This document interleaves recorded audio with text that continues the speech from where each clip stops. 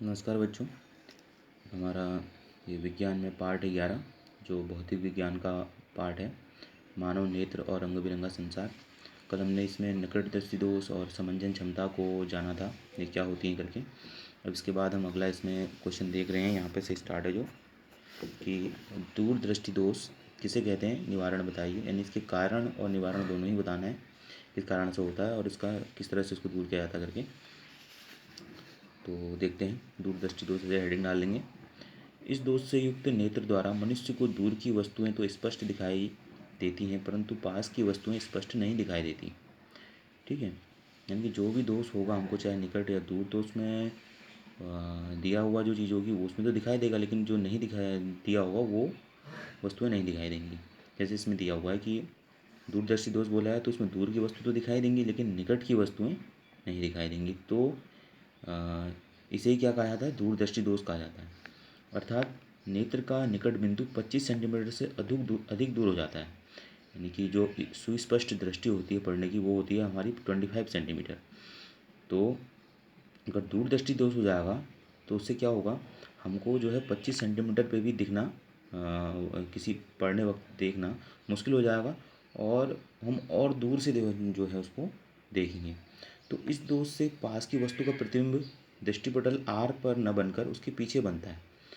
तो जो इस दोष से पीड़ित व्यक्ति होगा, उसकी आँख पर जो है, उसके नेत्र पर जो वस्तु का प्रतिबिंब होगा वो दृष्टिपटल हमेशा रेटिना पर बनता है, लेकिन वो दृष्टिपटल आर पर न बनकर उसके पीछे बनेगा। जैसे कि मैं आपको फिगर में दिखाता हूँ, यहाँ पे आपको दिख रहा होगा, यहाँ पे कोई ये वस्तु है। हमारा नेत्र लेंस में जब इसको फोकस होता है, ये किसी वस्तु की इमेज, तो वो फोकस होने के बाद ये दृष्टिपटल जो हमारा है आर, इस पर न बन करके कहाँ, दृष्टिपटल के पीछे बनता है, यानी कि रेटिना के पीछे बनता है। तो हम उसको स्पष्ट नहीं देख पाते हैं, है ना। तो इसे ही कहा जाता है क्या, दूरदृष्टि दोष करके। ठीक, अब इसके कारण क्या होते हैं, कारण देख लेते हैं। नेत्र लेंस की वक्रता का कम हो जाना, जिससे फोकस दूरी बढ़ जाती है। तो नेत्र लेंस की वक्रता का कम, यानी कि जो नेत्र लेंस होगा ये, इसकी वक्रता का कम हो जाना, यानी कि ये और कम हो जाएंगे। ठीक है, जिससे भी क्या होगा, एक प्रतिबिंब और दूर बनेगा। ठीक है, दूसरा कारण होता है नेत्र के गोले का व्यास कम हो जाना, जिससे जिससे लेंस व रेटिना के बीच की दूरी कम हो जाती है। तो जो गोले का व्यास होता है, नेत्र लेंस के गोले का ये जो गोला है, इसका जो है व्यास, यानी कि जो ये आपको व्यास दिख रहा है नेत्र लेंस के गोले का जो व्यास है, ये और छोटा हो जाएगा, यानी कि यहाँ से यहाँ तक हो जाएगा। तो इससे भी क्या होगा, जो इमेज होगी वो रेटिना पर नहीं बन पाती है, उससे पीछे बिंदु पी पर बनती है। ठीक है, तो अब इसका जानते हैं निवारण, निवारण क्या होता है करके। तो इस दोष को दूर करने के लिए उपयुक्त फोकस दूरी के उत्तल लेंस का प्रयोग किया जाता है। यानी कि उत्तल लेंस द्वारा जो है दूरदृष्टि दोष का निवारण किया जाता है। जैसा कि आपको ये फिगर में दिखाई दे रहा होगा, उत्तल लेंस युक्त जो है चश्मे का प्रयोग करता है पीड़ित व्यक्ति, तो उससे क्या होगा, जो उसकी इमेज होगी वो जैसे पहले यहाँ पर थी, तो अब वो यहाँ पर बन के जैसा प्रतीत होगी, और उसके बाद जो है वो जो प्रतिबिंब लेंस से होते हुए उसकी रेटिना पर जो है, रेटिना पर ही बनेगा, न कि आगे या पीछे। तो इस तरह से जो है किसी भी वस्तु का जो इमेज होगा वो उत्तल लेंस के द्वारा इस रोग में जो है, यानी इस रोग से पीड़ित व्यक्ति में जो है दूर किया जाता है। ठीक है, तो अगला हम देखते हैं पॉइंट, वर्ण विक्षेपण। जैसा कि आपको दिखाई दे रहा होगा, वर्ण विक्षेपण, ये प्रिज्म द्वारा वर्ण विक्षेपण बताया गया है, तो इसी को ही बोलते हैं वर्ण विक्षेपण। क्या होता है कि इससे समझेंगे हम। प्रिज्म तो आप जानते ही हैं कि प्रिज्म में एक त्रिकोण आकार का जो है पारदर्शी और समतल पृष्ठ वाला जो है एक आकार होता है।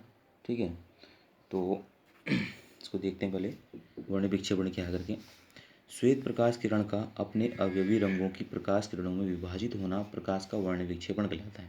यानी कोई भी प्रकाश किरण हमेशा बाल्टी होती है, तो वो जब भी किसी प्रिज्म में प्रवेश करती है तो प्रिज्म में प्रवेश करने के बाद क्या होगा, उसका अपवर्तन होगा। ये यहाँ टकराने के बाद तो जाना ऐसे था, तो वो अपवर्तन के कारण इधर को जाने लग गई उसकी वेव्स। फिर वेव्स जो हैं उस प्रिज्म के अंदर से आंतरिक परावर्तन के कारण अलग अलग कलर में विभाजित हो रही है। सबसे ऊपर आपको लाल कलर दिख रहा है, फिर नारंगी, फिर पीला, फिर हरा, फिर आसमानी, फिर नीला, फिर बैंगनी। तो ये क्रम होता है इनका, जिसको हम इस फॉर्मूले से याद करते हैं, विबग्योर बोलते हैं जिसको। यहाँ नी से स्टार्ट करेंगे, ठीक है, यानी कि VIB, ठीक है, VIB, ये G है, YOR। तो इस तरह से विबग्योर करके हम इस तरह से इसको याद करते हैं, इनके क्रम को, ठीक है ना।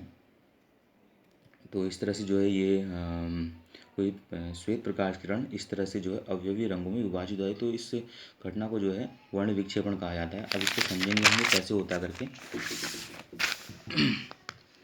जब सूर्य की श्वेत प्रकाश किरण किसी प्रिज्म में से गुजरती है तो वह अपने मार्ग से विचलित होकर प्रिज्म के आधार की ओर झुककर विभिन्न रंगों की किरणों में विभाजित हो जाती है। जैसा कि मैंने आपको बताया कि जब भी वो प्रवेश करेगी किसी प्रिज्म में श्वेत प्रकाश किरण, तो प्रिज्म के आधार की ओर झुकती है, नीचे की तरफ झुकती है, और विभिन्न जो रंग होते हैं उनमें विभाजित होती है। इस प्रकार से जो उत्पन्न विभिन्न रंगों के समूह को स्पेक्ट्रम कहा जाता है। जैसा कि आप इंद्रधनुष के 7 रंगों को स्पेक्ट्रम कहते हैं, वैसे ही जो जितने भी इसमें रंग उत्पन्न होंगे 7 के साथ, उन्हें स्पेक्ट्रम कहा जाएगा। इस स्पेक्ट्रम का एक सिरा लाल था, दूसरा सिरा बैगनी होता है, जैसा मैंने आपको बताया। प्रिज्म के आधार की ओर से ये रंग बैगनी, नीला, आसमानी, हरा, पीला, नारंगी तथा लाल के क्रम में होते हैं, जैसे विबग्योर और मैंने आपको बताया। इससे स्पष्ट होता है कि जब श्वेत प्रकाश की किरणें प्रिज्म में से गुजरती हैं तो श्वेत प्रकाश में उपस्थित भिन्न भिन्न रंगों की किरणों में प्रिज्म द्वारा उत्पन्न विचलन भिन्न भिन्न होता है। तो भिन्न भिन्न रंगों की किरणों के लिए जो विचलन होता है प्रिज्म द्वारा, वो अलग अलग होगा। जैसे कि लाल प्रकाश की किरण में विचलन सबसे कम तथा बैगनी रंग की किरण में विचलन सबसे अधिक होता है। तो सबसे ऊपर से देखते हैं हम, तो जो सबसे ऊपर लाल रंग दिखाया था उसमें विचलन कम होगा, और जो सबसे नीचे जो बैगनी रंग होगा उसमें सबसे अधिक होगा। अन्य रंगों की किरणों में विचलन लाल और बैगनी किरणों के बीच में होता है। तो जो अन्य जितनी भी किरणें बची इनके अलावा, लाल और बैगनी के अलावा 5 और किरणें, उनमें जो विचलन होगा वो दोनों ही रंगों के किरणों के बीच में होगा। बैगनी रंग का जो तरंग दैर्घ्य होगा सबसे कम होगा, और जो लाल रंग की तरंग दैर्घ्य होगी, तरंग दैर्घ्य बोलते हैं इसको, वो सबसे अधिक होगी। तो इस चीज़ को आपने देखना है कि जो लाल रंग है, अगर उसका विचलन कम है तो उसकी तरंग दैर्घ्य अधिक होगी, और बैगनी रंग का जो है विचलन अधिक है तो उसकी तरंग दैर्घ्य क्या होगी, कम होती है, ठीक है। अब कारण जानते हैं, कारण किस कारण से वर्ण विक्षेपण होता है करके। जब कोई प्रकाश किरण कांच के प्रिज्म से गुजरती है तो अपने मार्ग से विचलित होकर प्रिज्म के आधार की ओर झुक जाती है। क्योंकि प्रकाश में उपस्थित भिन्न भिन्न रंगों की किरणों में विचलन भिन्न भिन्न होता है, यानी कि जैसे मैंने आपको बताया कि प्रिज्म जब प्रवेश करती है तो अपने मार्ग से विचलित होती है और अपने आधार की ओर झुकती है, और उसके बाद जो विभिन्न रंगों में विभाजित होकर उनके जो रंग होते हैं उनकी किरणों में भिन्न भिन्न विचलन के कारण जो है वो इस तरह से विभाजित होती है। अतः लाल रंग के प्रकाश की किरण प्रिज्म के आधार की ओर सबसे कम तथा बैगनी रंग के प्रकाश की किरण प्रिज्म के आधार की ओर सबसे अधिक झुकेगी। तो जो लाल रंग की किरण होगी वो सबसे कम झुकेगी, वो सबसे टॉप में होती है, और जो सबसे नीचे होगी यानी कि जो बैगनी होगा वो आधार की ओर ज़्यादा झुकेगी।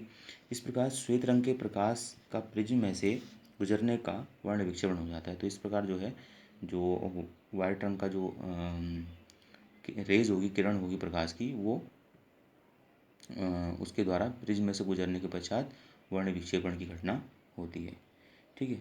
तो इस तरह से जो है आप इसको अपनी कॉपी में नोट कर लीजिए, मैं आपको इमेज में भी आपको इसको भेज दूंगा, ठीक।